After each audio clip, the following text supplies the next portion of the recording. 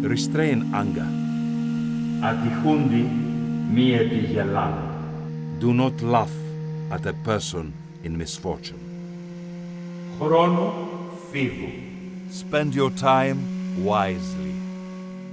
The gods loved Helon, and they gave him what the Greeks thought of as their ultimate gift, to die in the arms of his son, who had just been victorious at the Olympic Games.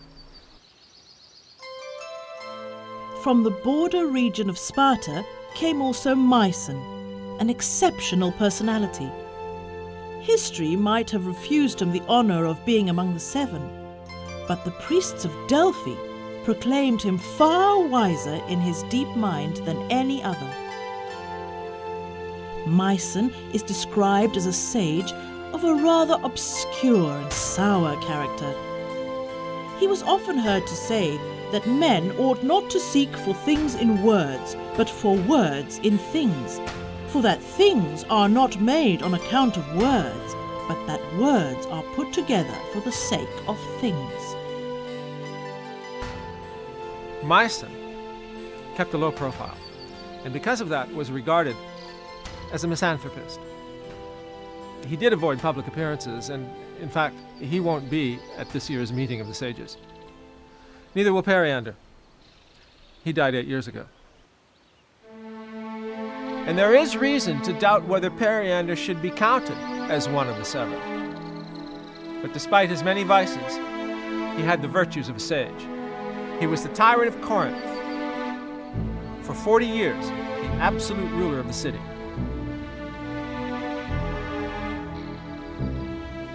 Under the shadow of Acrocorinthos, the citadel rock, lie the ruins of ancient Corinth, one of the most powerful and prosperous city-states of antiquity. Corinth flourished from the 7th century BC, and it was under the rule of Periander that it reached its peak of greatness. The Corinthians played a leading role in ancient Greek history, taking part in the famous naval battles of Salamis and of Mycale against the Persians. In 338 BC, Philip of Macedonia, the father of Alexander the Great, defeated the Corinthians, captured their city, and made it the center of the League of Corinth. 2 centuries later, the Romans invaded the region and destroyed the city, which was rebuilt during the reign of Julius Caesar. The new Corinth flourished and became the administrative capital of the Roman province of Achaia. Periander came into power in 628 BC, succeeding his father Kypselos. He was an open-minded ruler, maintaining friendly relations with other tyrants. He established many colonies and raised Corinth into a powerful commercial center. But he had a dark side. The historian Herodotus calls him savage, a tyrant in all senses, who killed his wife and sent his son into exile. He had no second thoughts about executing anyone who opposed him. However, it must also be said that his reputation as a cruel ruler may well have been instigated by the Corinthian nobility with whom he dealt harshly. Whatever the truth may be, there is no doubt that Periander gained immortality through his wise maxims. Μελέτη το παν. Attention is everything. Επισφαλές προπέτεια. Rashness is perilous.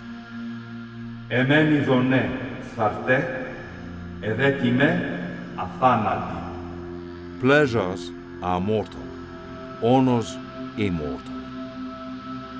Φίλης ευτυχούσι και ατυχούσι, ο αυτός ίστη. Be the same toward your friends in their prosperity or in their adversity. Ο αν ομολογήσεις διατήρη. Keep your promises. Μηδέν χρημάτων ένεκα πράτη. Do nothing for the sake of money. Δυστυχόν κρύπτε, ή να μη τους εχθρούς εφράνεις. Keep your misfortune to yourself, to avoid making your enemies happy. Λόγων απορρίτων, εκφοράν μη ποιού. Betray no secret. Periander was a sponsor of the arts and of education, and according to Aristotle, he devised ways to keep the citizens always busy in order to prevent them from conspiring against him. It was probably this notion that forced him to undertake a giant project far above the technical capabilities of his time, to try to cut a naval passage through the isthmus that joined Attica and the Peloponnesus.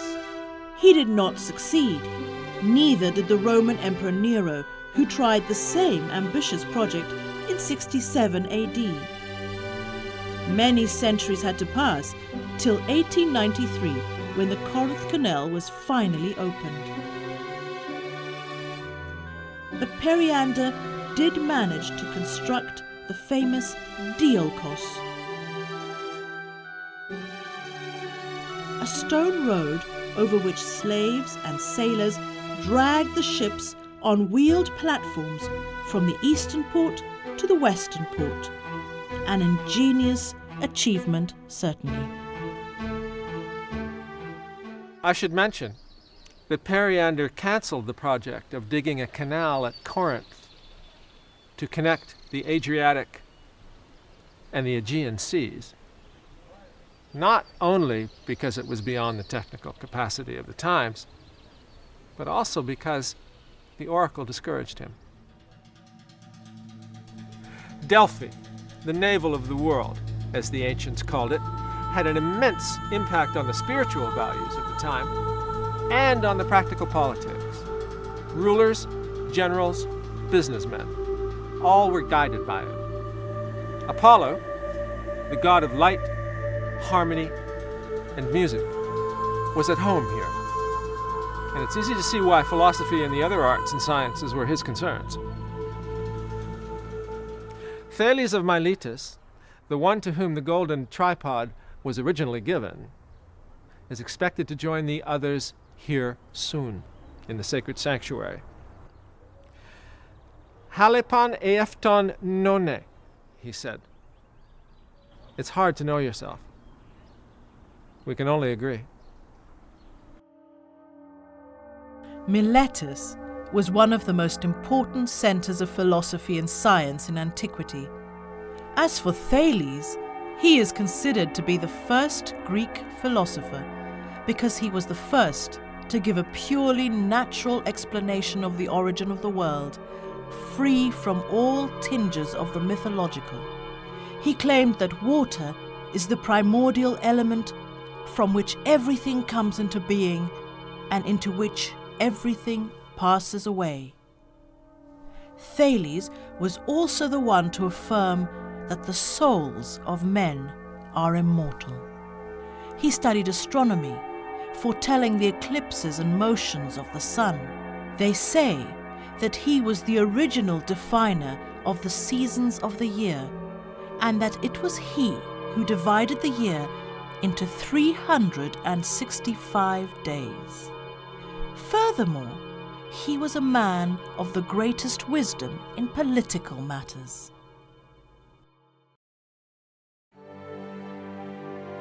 Miletus was one of the 12 Ionian cities near the coast of Asia Minor.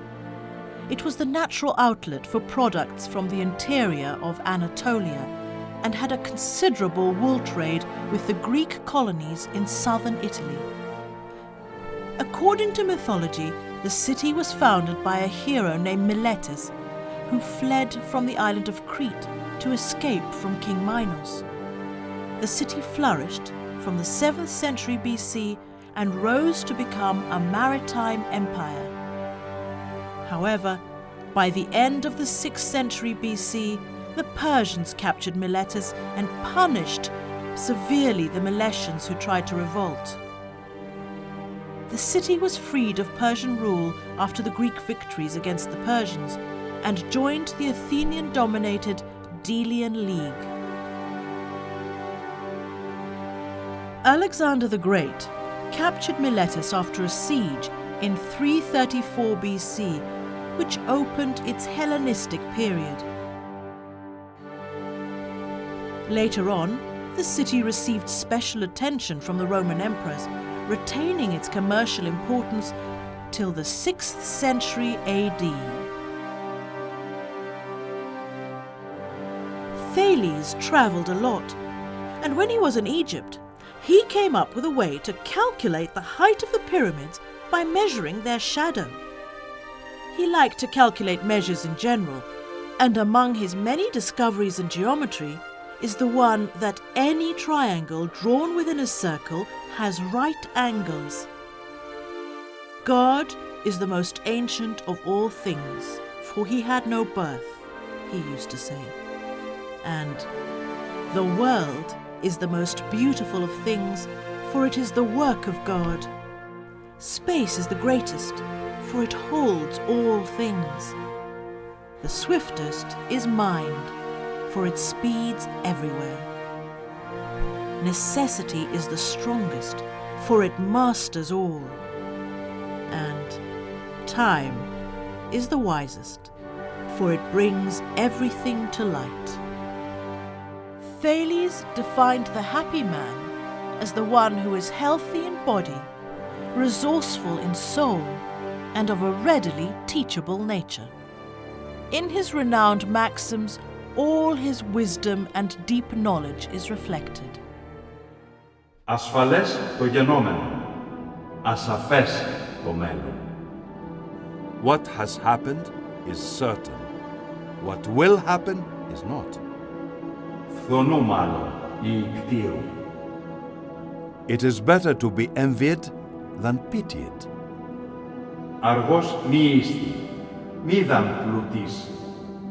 Don't remain inactive, even if you are wealthy. Της επιτηδής σύγχρον. Seek the company of clever people. Δίδασκε και μάνθανε το άνοιγμα. Teach and learn what is the best. Μη πάση πίστευε. Do not trust everybody. Α, της άλλης επιτιμόμεν, αυτή μη δρόμεν. That for which we blame others, let us not do ourselves. While we're time traveling, let's notice that Pythagoras, the great philosopher and mathematician, will start his career as Thales' student. So will the early scientist Anaximander. Not far from Miletus stand the ruins of ancient Priene, a city that was one of the most influential in the Ionian Confederacy. Priene is located on a slope at the foot of a great cliff of rock, and it is said that the plan of the city was based on that of Athens. No one who visits the place can fail to be impressed by the landscape and the whole surrounding atmosphere. The Ionians were the first to arrive and settle here in the 11th century BC. There is, however, some doubt as to whether the founder of the city was Egyptus of Athens or Philotas of Thebes. In the 7th century, Priene came under Lydian rule, and in the 6th century it was conquered by the Persians. Later on, the city was destroyed completely by the Persian king Darius during a revolution. When Priene was besieged by the Persians, all the citizens began to flee from the city, trying to carry away their valuable possessions. However, there was a man who remained unmoved, and on being asked if he had no possessions he wished to save from the enemy, he replied, "All my wealth is in my head." This man was Bias, a philosopher and philanthropist, famous for his eloquence, which he often used to defend innocent people in court. Bias's wisdom is unique, and he himself values it highly. Wisdom is the best way to travel from youth to old age, he says, for it is more lasting than any other possession. And this one I like especially. Life should be lived as if it were very long and as if it were very short. Bias was the pride of Priene. By many, he is considered to be the wisest of the 7 wise men, esteemed for his patriotism, the nobility of his character, his flawless judicial judgment, and his eloquence. Love prudence was one of Bias's famous sayings. In fact, prudence is the main element characterizing all of his maxims.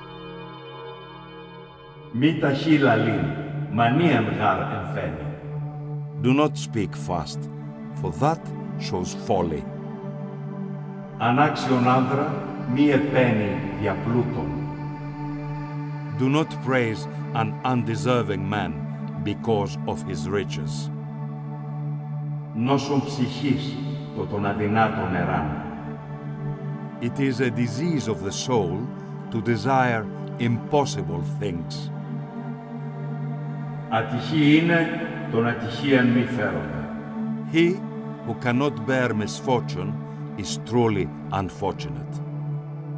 Άκουε πολλά, λάλη κέρια. Listen much, but take your time before speaking. Bias is known for his wisdom, but he was also a brilliant military strategist when the Persians were besieging Priene. Another military genius is Pittacos of Mytilene on Lesbos, the oldest of the 7. When the Mytileneans were at war with Athens, Pittacos was their general and won them a brilliant victory. He was enormously popular, and after the war, his fellow citizens made him their dictator. But he didn't exploit his power. By all accounts, he governed prudently and honestly, kept democratic principles in view, made good laws, granted amnesty to his enemies, and held to his belief that forgiveness is better than punishment. After 10 years, he resigned.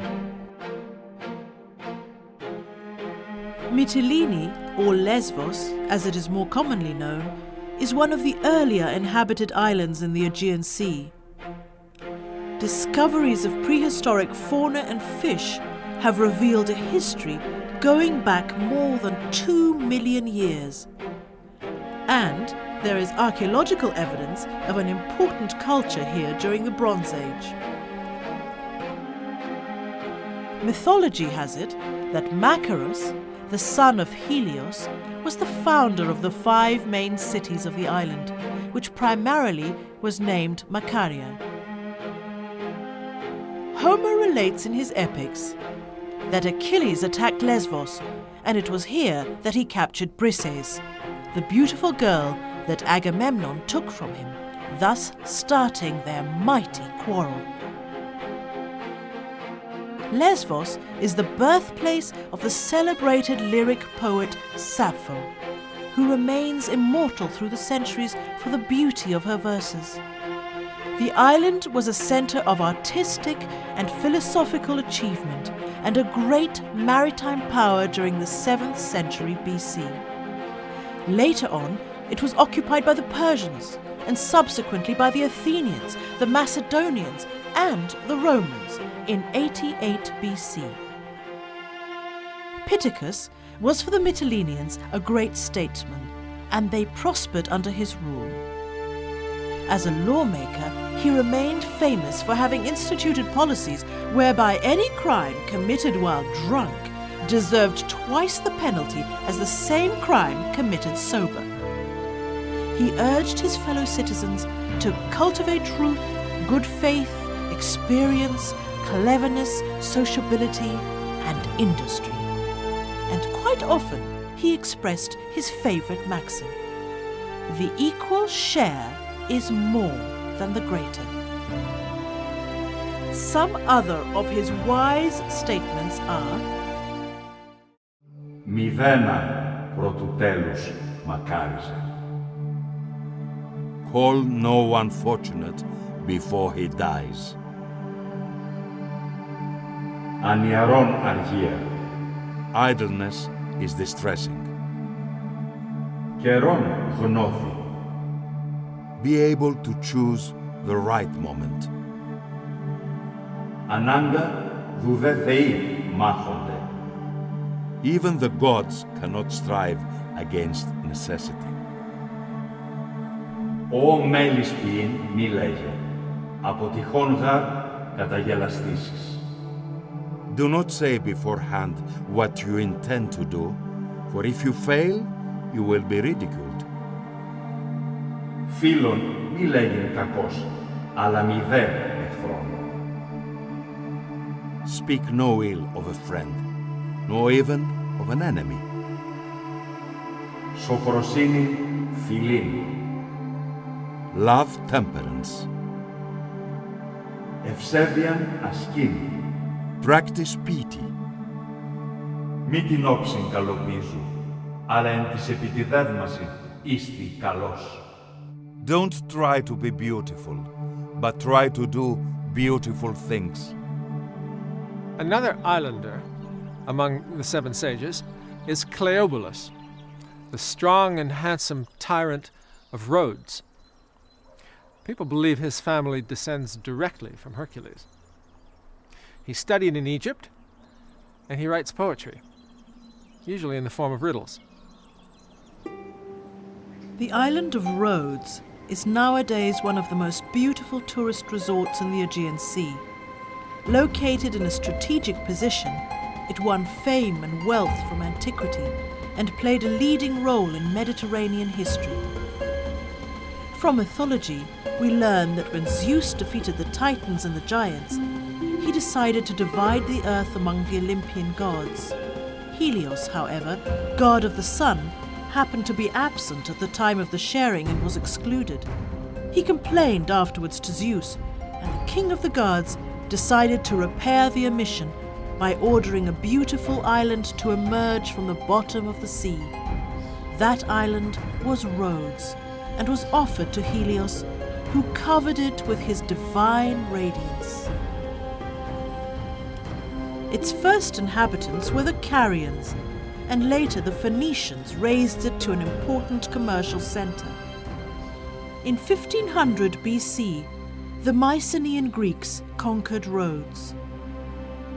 A few centuries later, the Dorians came here and established 3 major city-states: Lindos, Ialissos, and Kamiros, which grew immensely in wealth and power.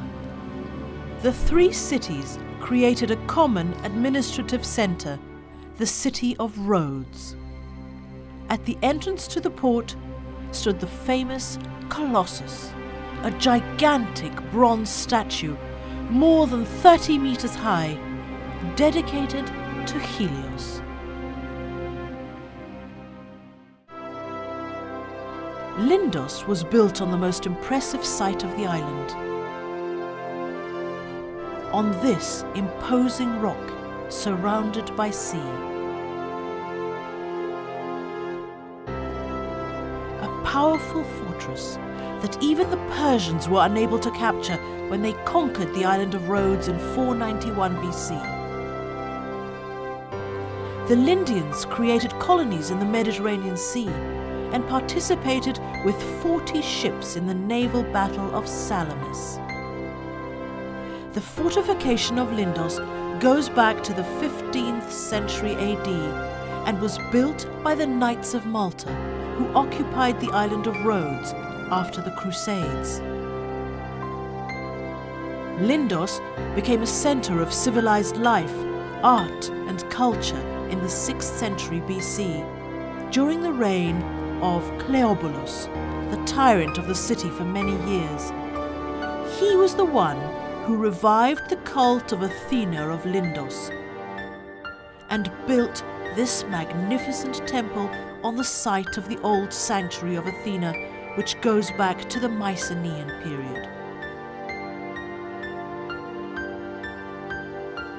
Glotis Kratin, hold your tongue, is one of Cleobulus' main maxims. The layering of the centuries is quite visible to the visitor of the Acropolis of Lindos, from early antiquity, through classical and Hellenistic periods, Roman influence, medieval fortifications. Cleobulus's wisdom, however, still echoes through the centuries. Αρετής οικείων είναι, κακίας αλότριων. Seek virtue and eschew vice. Βία μηδέν πράττει. Do nothing by force. Φιλίκων είναι μάλλον, η φιλόλαλον. Be fond of listening rather than of talking. Ειδονής κρατήν. Be superior to pleasure. Αδικίαν φεύγει. Avoid injustice. Ευτυχόν μη είστε υπερήφανος. Απορρίσας μη ταπεινού. If you gain prosperity, show no arrogance. If you fall into poverty, don't abase yourself. Τας μεταβολάς της τύχης γενναίος επίστασο φέρει. Bear the changes of fortune bravely. Εύ το σώμα έχει και την ψυχήν. Safeguard the health of both body and soul. Αλωτρίων μη επιθύνει.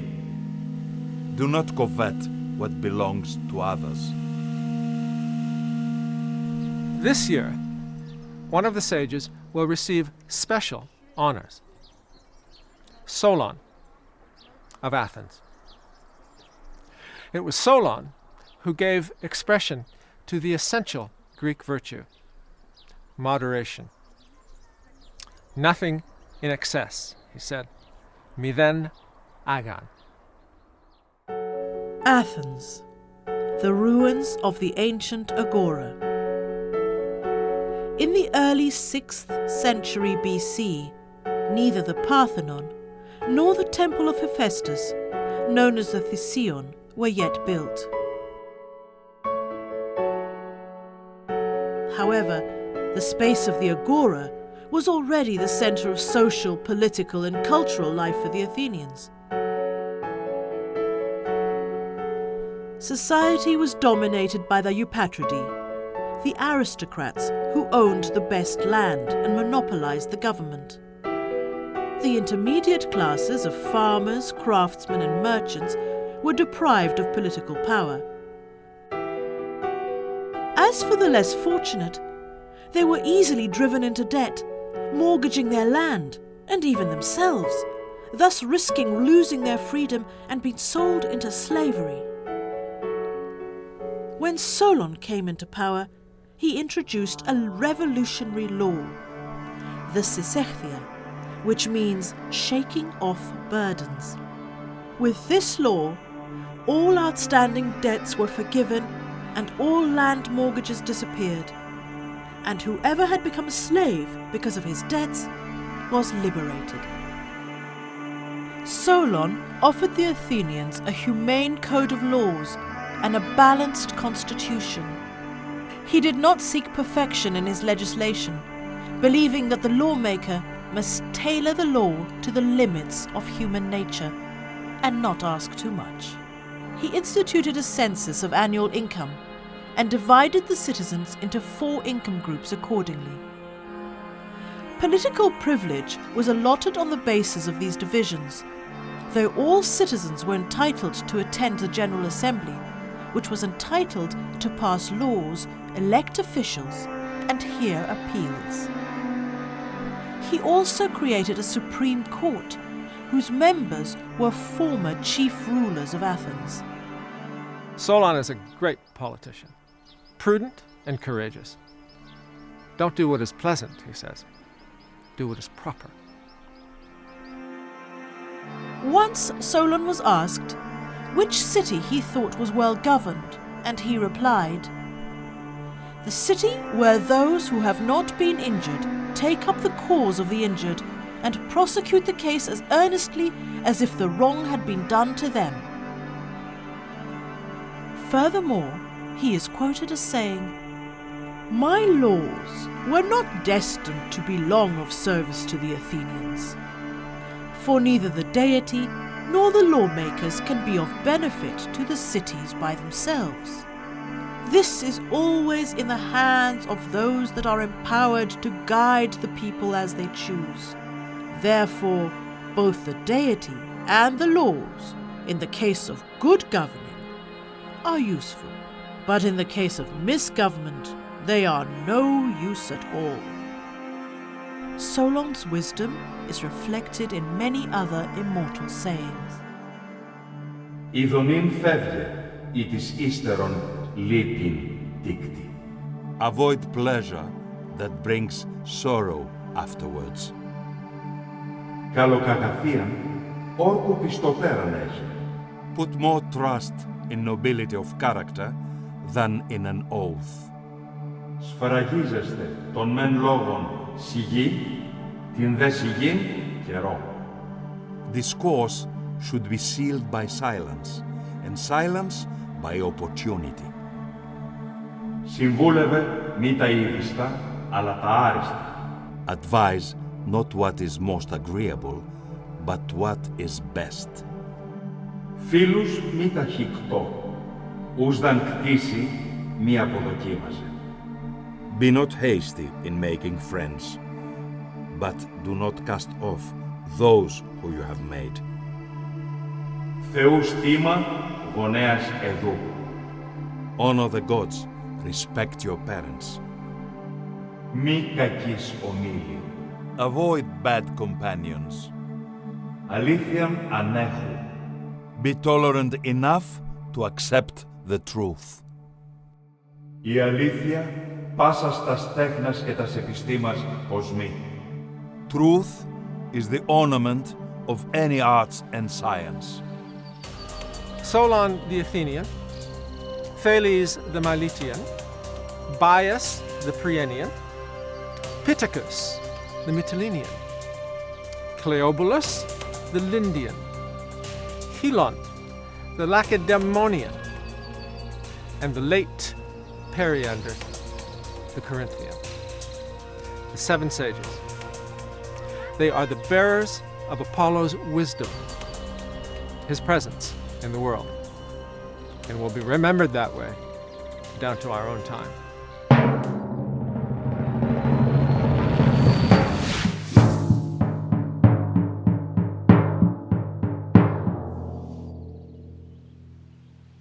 And here we are back in Athens in the first decade of the 21st century.